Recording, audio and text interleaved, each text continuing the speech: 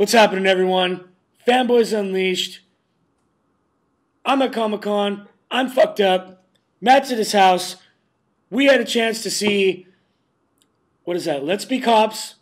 And instead we saw Guardians of the Galaxy. So let's talk about it.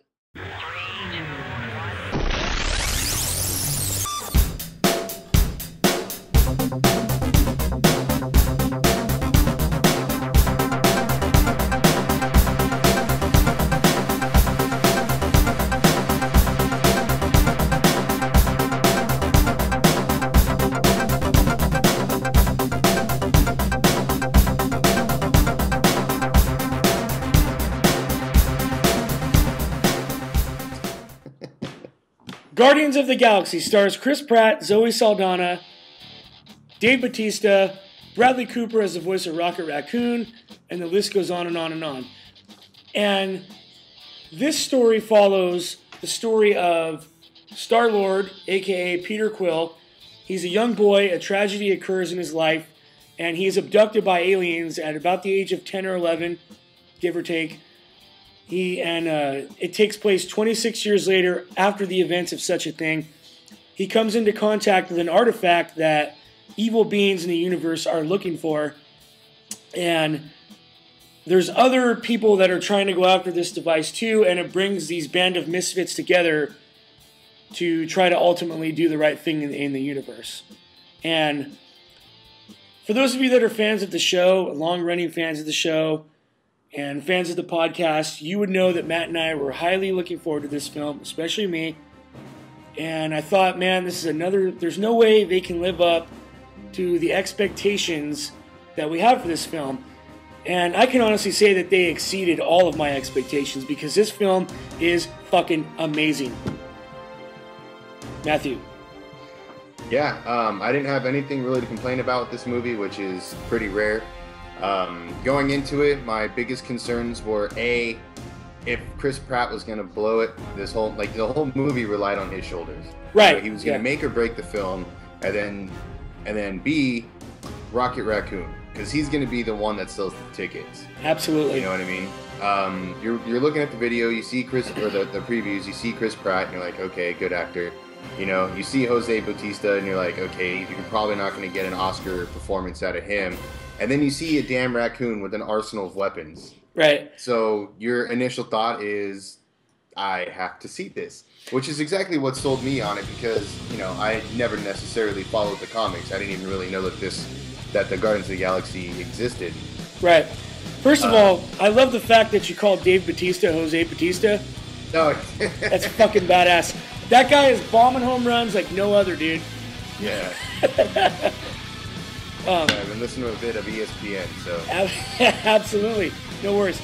No, but I completely agree with you. I'm not 100% familiar with the lore of Guardians of the Galaxy. I know a little bit about it. I read a couple of story arcs from it. I know enough to kind of familiarize myself with it.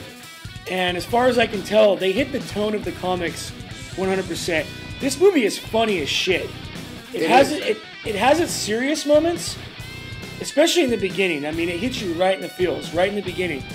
Right. But this is probably the funniest Marvel movie I've ever seen, and it was hilarious, top to bottom, especially the character of Rocket, and the dynamic between him and Groot was really, really good. Yeah, I like the relationship, basically, that Chris Pratt's character had individually with each of the characters. Especially the back and forth routine that he had with Rocket. Absolutely right. I completely agree with you on that.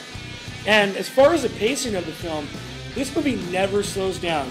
It goes and it goes and it goes, but it progresses the storyline. And this movie expands upon what they're ultimately trying to lead up to in Avengers 3.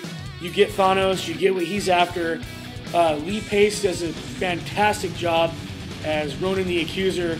I thought he was very, very menacing as a villain.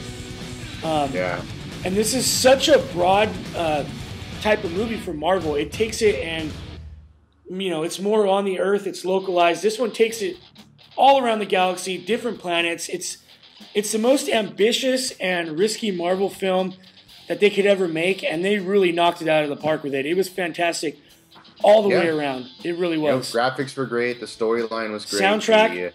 Soundtrack was badass, yeah. If you love 80s music, you're going to love the soundtrack to this movie. Yeah, 80s and before. Absolutely. And it progresses the Infinity Stone story arc big time. And it really... That was a given, though. Yeah, 100%. But it opens up that cosmic realm of the Marvel Universe. So, not enough good things to say about the film. And I think we'll start it off with you, Matt. What do you rate this film?